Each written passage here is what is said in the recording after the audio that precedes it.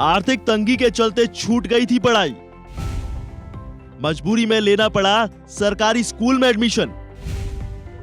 Auto driver की बेटी कैसे बनी टॉपर, कहानी रुला देगी। मैं पहले संस्कार भारती पब्लिक स्कूल में पढ़ती थी।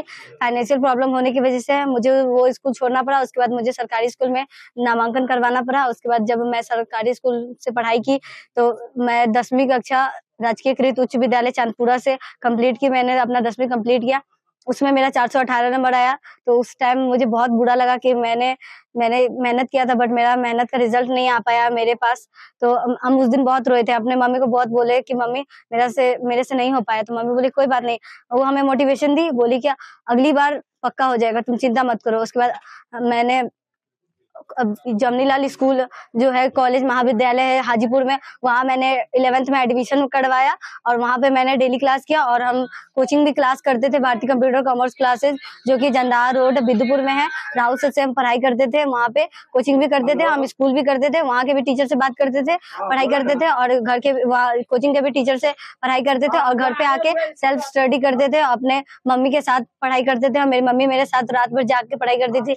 मेरे वजह से मेरी मम्मी कितने रात जागी होगी वो कोई नहीं, वो हम ही जानते हैं कि मेरी मम्मी के जागने से मेरे पापा भी जागते थे, सोचते थे कि पढ़ती है, मतलब वो भी सोचते थे कि क्या नहीं होगा, मेरी बेटी क्या करेगी क्या नहीं करेगी। और उसके बाद मेरा रिजल्ट आप लोगों के सामने है। जब वेरिफिकेशन के लिए हम गए वहाँ पे पटना बोर्ड, तो वहाँ पे जाके मैंने इतने सारे बच्चों को देखा तो मुझे बहुत डर लगा। ऐसा लगा कि नहीं, इतना सारा कॉम्पिटिटर में मेरा फर्स्ट रैंक आना पता नहीं पॉसिबल है या नहीं है। तो फिर बाद में जब मेरा सच में रिजल्ट आया तो हम बोले नहीं, मैंने कर दिया। हम सोचे थे टॉप 10 में हम आ जाएंगे, बट टॉप रैंक 1 में आना ये मेरे लिए शायद ही मुश्किल होगा, लेकिन ऐसा नहीं हुआ, मेरे लिए वो मुश्किल नहीं हुआ, हम कर ही दिए।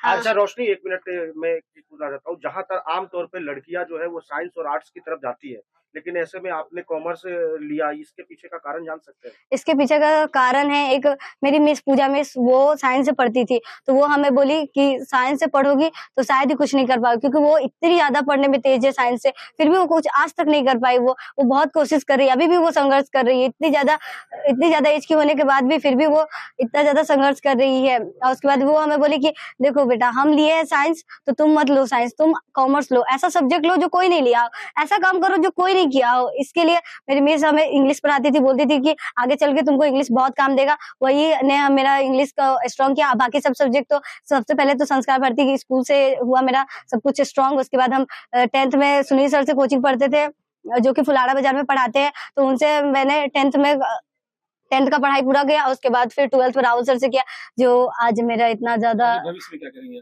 भविष्य में हम तो पहले सीए का सोचे थे, बट फैमिली कंडीशन को देख के ये खुद का सोचे कि सिर्फ हमें ही नहीं पढ़ना है, मेरे भाई बहन को भी पढ़ना है। तो मेरे पापा अगर मेरे पे ही सारा पैसा खर्चा कर देंगे तो फिर मेरा भाई बहन क्या करेगा? वो लोग एक दिन हमें बोलेगा कि तुम्हारे वजह से मेरे पापा मम्मी मेरा पे पैसा खर्चा नहीं किए हैं। तो इसलिए हम सोचे कि सीए करेंगे नहीं। तो फिर बाद में हम सोचे कि जैसे हम 12th का पैसा कमा के 12th कंप्लीट किए क्लास, तो सोचे कि ऐसे ही हम सीएस का पढ़ाई कर, सीएस में कम पैसा लगता है, तो हम सोचे सीएस का ही पढ़ाई कर लेंगे, कमा लेंगे, पापा का हेल्प लेंगे, फैमिली का सपोर्ट रहेगा। रिलेटिव्स का पता नहीं है, बट रिलेटिव्स का वो नहीं समझते कि हाँ रिलेटिव्स देगा या नहीं, फैमिली दे रहा है यही बहुत है। उसके बाद अब तो शायद मेरे टीचर भी बोलते थे तुमको जो कर रहा है करना, तुमको जितना पैसा चाहिए हम देंगे, तुम्हारा हम फ्यूचर में हमेशा सपोर्ट देंगे, तुमको आगे बढ़ने में कोई रोक नहीं है कि तुमको कोई रोकने देगा।